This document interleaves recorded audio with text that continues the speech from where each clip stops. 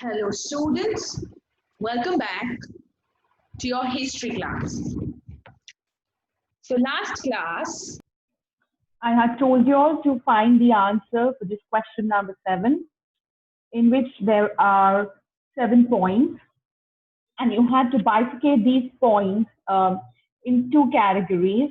The first one was the conditions which were necessary for urbanization, and the second one was which of these were the outcomes of the growth of cities.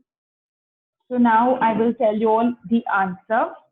Please check your own answers, self-evaluate, add the answers that are not that you have, add the points that you have missed, and in case you have an extra point, please feel free to uh, comment on this video. I'll get back to you with that. Okay, so now first I'm going to discuss the necessary conditions which led to urbanization. The necessary conditions for urbanization are development of industries, advancement in trade, invention of art and writing, an efficient administration, and there are many more factors like promotion of water transport. If you have to select out of the points given to us, the high productive agriculture, navigation, and division of labor can be the factors to promote urbanization. I repeat, high productive agriculture, navigation, and division of labor can be two factors of factors leading to promotion of urbanization. Foodstuff to the city people and raw material to feed the industries can be made available by very high productive agriculture.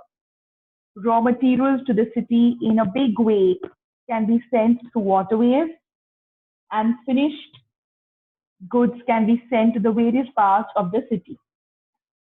Work can be taken in a well-ordered form from skilled people, laborers, industrialists, traders, shopkeepers, and other professionals because of division of labor. So there are 3 points that you can say are the cause of urbanization, that is high productive agriculture, water transport, and division of labor. Now, things that emerged due to the development of cities can be the use of coins, that is currencies, and the expansion of military power of kings was the result of the development of cities. The use of currency made the work of shopkeepers, professionals, traders, and governments quite easy. And the growth of military might of military of the king was the result of efficient administration of the cities. So use of seals and military power of kings made labor compulsory. These 2 points will become the reason, the outcome of the growth of cities. The lack of metal and stone will go nowhere. All right. But you can put it into urbanization because of lack of metal and stone, we would like to people used to travel to other cities to bring things. All right. Question number 8. Discuss the achievements of Mesopotamian civilization in the sphere of law and administration. Or you describe the main features of the Code of Hammurabi. Both of them have the same answer. Okay, so discuss the achievements of the Mesopotamian civilization or Babylonian civilization in the sphere of law and administration, or describe the main features of Hammurabi Code of Law. Both of them will have the same answer. Remember, these answers are 100-word answers. They are 4 marks. So we look at least 3 to 4 paragraphs. All right. Now you all can begin searching for the answer in your textbooks and mark them.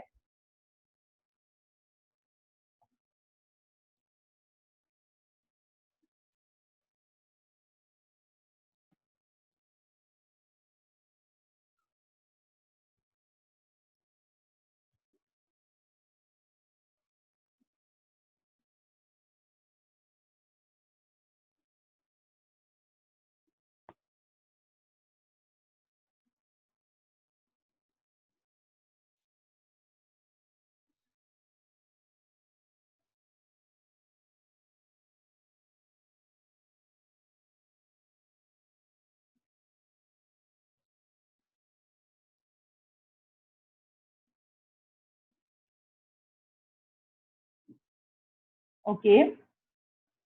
So in these answers, we have to talk about the achievements of Mesopotamia in the field of law and administration. Okay, and you must mention that it can this achievement can be best understood from the life and work of King Hammurabi, who was one of the greatest kings of Mesopotamia. Then you speak about Hammurabi. So you say Hammurabi ruled for 43 years from 2123 BC to 2080 BC. He was not only a great conqueror, but he was also a great administrator. He administered the land just like a father rules over his family. He divided the whole empire into provinces for better administration. He appointed governors on the basis of efficiency and intelligence. He issued orders to the governors to rule the people wisely and in the best interest. For the promotion of trade, he built a large bridge in the Euphrates so that big ships could sail up and down the Meter. He built a great canal to irrigate the land and save the cities from floods. So we can see that he's done so much.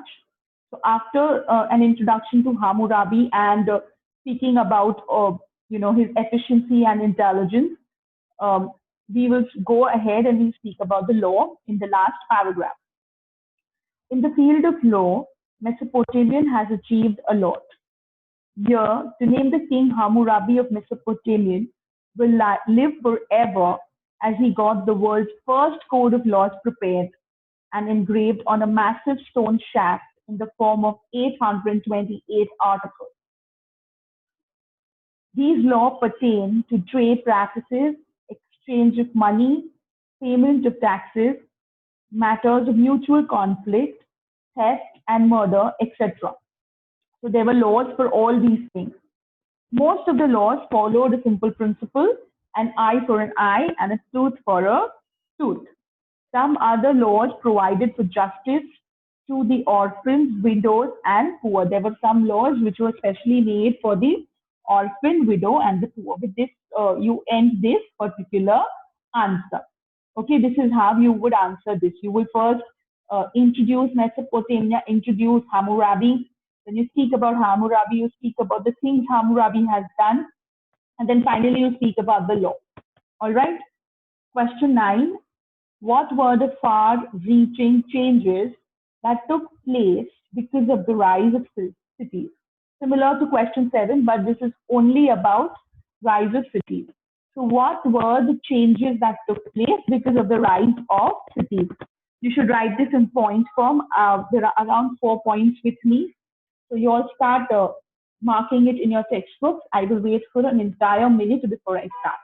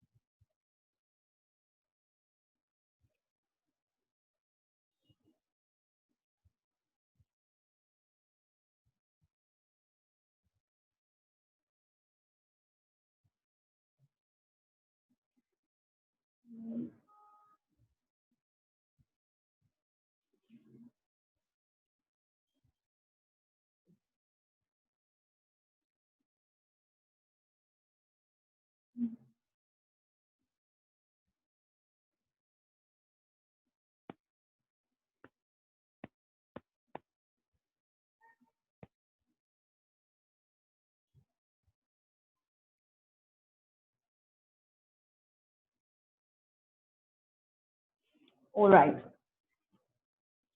So the answer to this question is the cities of Uruk, Lagash, and Babylon had developed.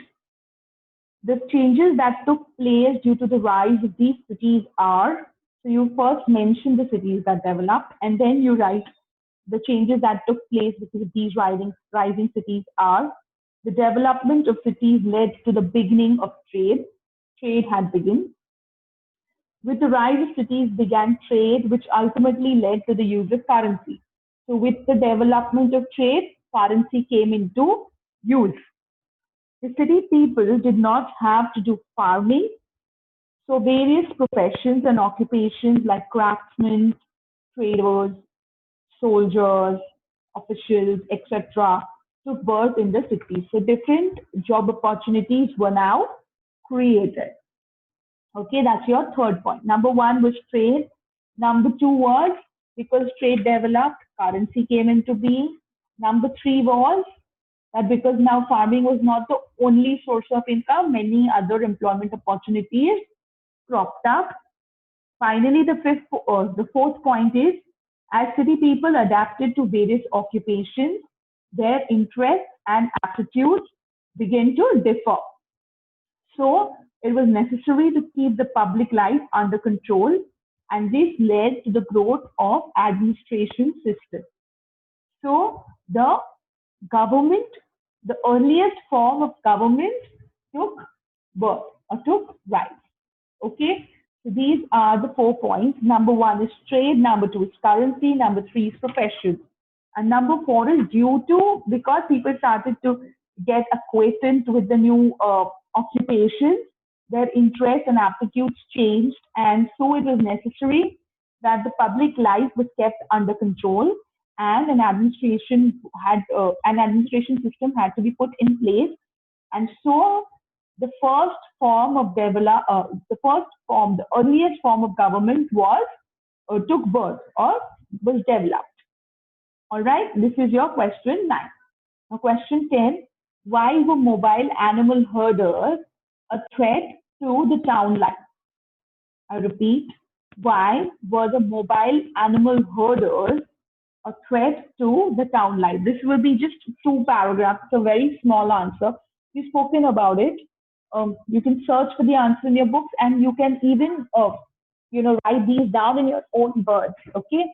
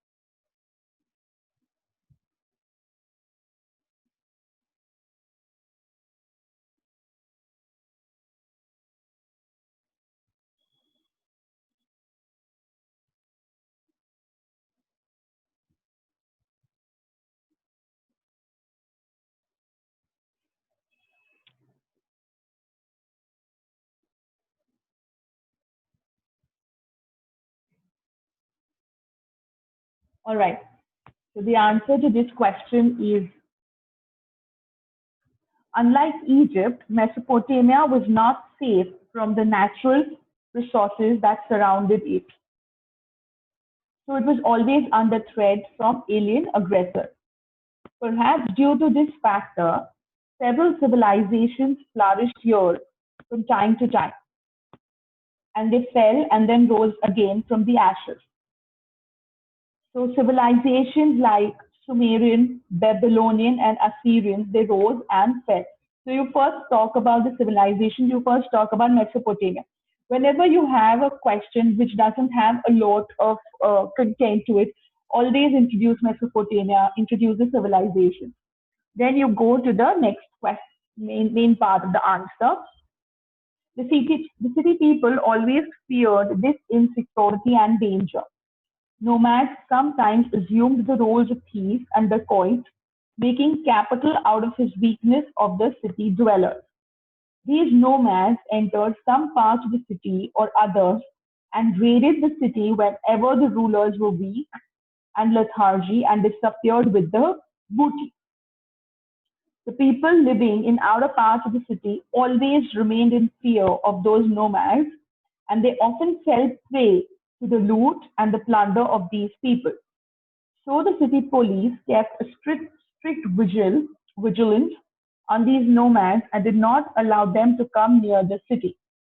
However, these nomads succeeded in their mission whenever there was a laxity in the vigilance.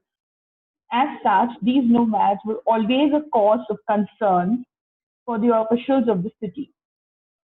Okay. Now, I personally don't feel this is the correct answer. I feel the reason mobile herders were a threat to town life is because, okay, this makes sense, but also, the animal herders used to come into those fields and try to reach the water and spoil all the crops. I think that should be the line. This answer should be about the nomads.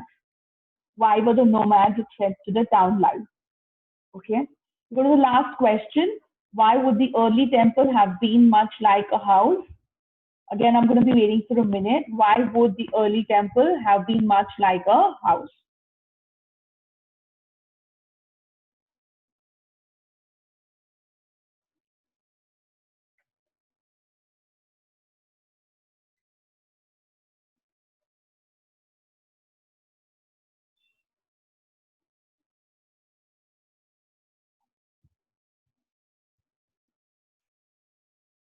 All right, I'm starting the answer. So over here, the people of Mesopotamia, they worshipped many deities, and to worship their deities, they had built many temples. Now, these temples, they were called ziggurats, so you will introduce ziggurats over here. These temples were called ziggurats. In other words, historian uh, H.G. Wells said that his ziggurats were such multi-storied buildings where the upper stories were comparatively smaller than the lower stories, and there were stairs from going up, which were quite discernible from the outside. Such temples could be seen from a long distance, but they were different from the temples having the spacious halls. Temples of the Egypt were single-storied buildings, though they were very, very spacious. Okay, so we first speak about ziggurats and then we speak about the temples in the Egypt. Only because this is a short answer that is for 4 marks. If it would have been very short answer for 2 marks, we would only speak about ziggurats or we would only speak about the early temple. The earlier temple were also like houses because temples were also a home of some deity or the other. The walls of some temples were somewhat tilted outside and inside after some intermediate. These temples also resembled the homes because the priests themselves lived in these temples. The reason they were more like houses is because A, they served as a house of a deity, B, because the priests lived in them. Okay. Some temples also looked like a house because the rulers of many cities of Mesopotamia themselves were the priests. And these rulers, these priests lived in these temples, so they were very much like houses. Because they lived in them and administered from there, therefore the temples were used for residential purposes and they looked like a house. The temples were also the center of social life, so they had all the characteristics of a house. Ailments were treated by incantations from these temples. These temples were also used for reading and writing, and they were also used as laboratories for the astrologers. Sometimes these were also used for trade. In short, those temples were the centers of social and religious gathering for the people. So there are three reasons. One is because it was a home to another deity, so it was like home. Number two is the priests used to live in them. In the same point, you can say the rulers of many Mesopotamian cities were priests themselves, and they carried out the administration work from these temples, and hence these temples became residential places for them. They started to have residential purposes. Okay, and the third point will be that these temples, they were also centers of social and religious life, and all the social and religious activities used to take place over there. Like trade used to happen, reading, writing used to happen, religious gatherings used to happen. Okay, ailments were treated here, incantations were made here. So all things used to happen in the temple, and so these temples were a lot like the houses. So with this, I end the class today. I'm not going to give you any homework after class anymore because you all have a lot on your plate. And like you all know, we have a multiple choice questionnaire coming up this week. Okay, that is tomorrow. So I would suggest you all study hard for this chapter because there's only one chapter over there. All right. I know you all have already got your UT portion, your unit test portion, and in your unit test, I have included, just give me a minute. In your unit test, I've included only 2 chapters, although we have done 4 chapters. Chapter number 1, which is the beginning of time, which is completely omitted, and chapter number 4, that is the 3 orders, I am not including. So I am doing revision work with you of chapter 2 right now. And next week, I will be doing revision work of chapter 3. And both these chapters are coming in your exam. To study the questions I'm doing with you all, I will be using some of these only to make your life very easy. Okay? Thank you. Stay home, stay safe, take care, and keep learning.